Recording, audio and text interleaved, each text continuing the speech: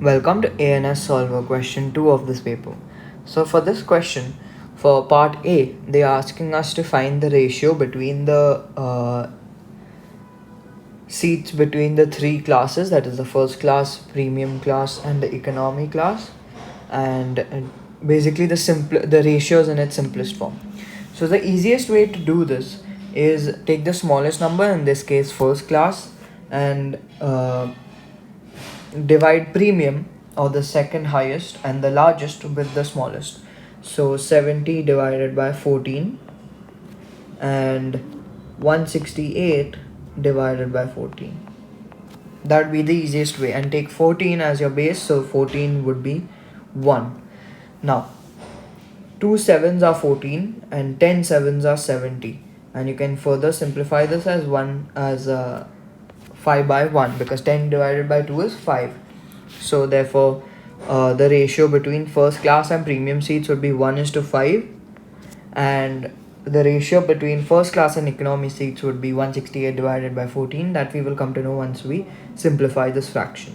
So 7 times 2 is 14, and 7 times 24 is 168. Now 24 divided by 2 will give you 12, and therefore you have your ratio between first class and economy seats as well, which is 1:12. So we can write it as it is. So the final answer for part A would be 1:5:12. Now let's move on to part B.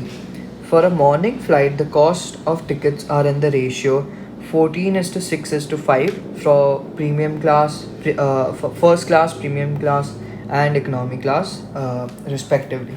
The cost of a premium ticket is $114. Calculate the cost of a first class ticket and the cost of an economy class ticket. So the easiest way to do this would be to cross multiply. So you write that the ratio of premium class is 6 and the amount is $114. So we have the ratio of the other two classes, so all we need to do is we write the ratio under the ratio and we let the dollar amount stay as X, and you do the same thing with the economy class, so you leave it as X. Now all you need to do is cross multiply. So it would be for premium class, let's, instead of labeling it as X, we can name it as P and E.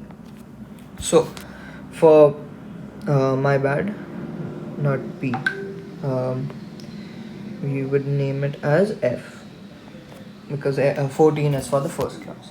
So for first class, what you should do is, so cross multiply as I said. So 14 multiplied by 114 divided by 6. So therefore you just need to put this calculation into your calculator. So 14 multiplied by 114 is equal to 1596, and this answer divided by 6 is equal to 266. So the answer for first class would be $266. Now for economy, you do the same thing, you cross multiply. So 114 multiplied by 5 whole thing divided by 6. So again, you keep this calculation in your calculator. So 114 multiplied by 5 is 570, divided by 6 is 95.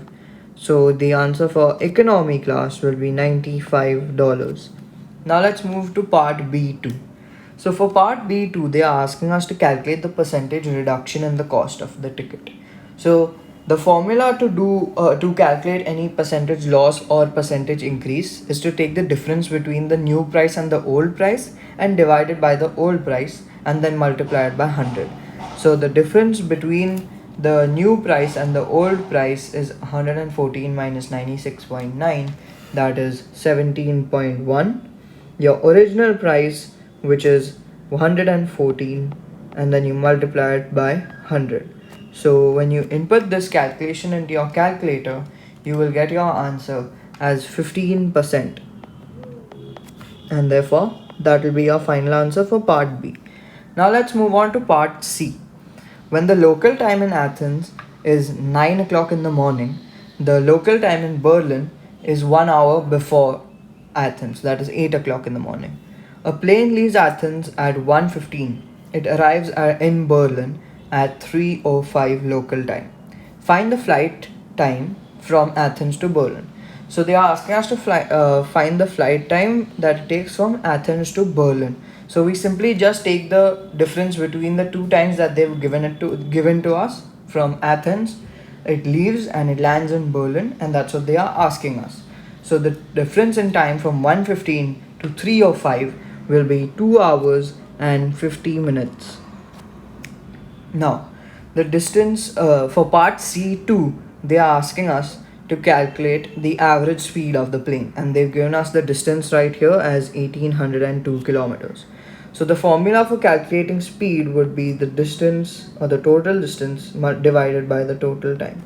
So we have the total distance as 1802 kilometers, and since we have to give the answer in kilometers per hour, we have to convert the minutes to hours as well. So 50 minutes to convert to hours, you simply divide it by 60.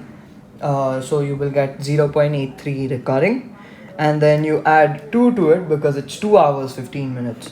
So in the denominator, you will keep 2.83333 recurring.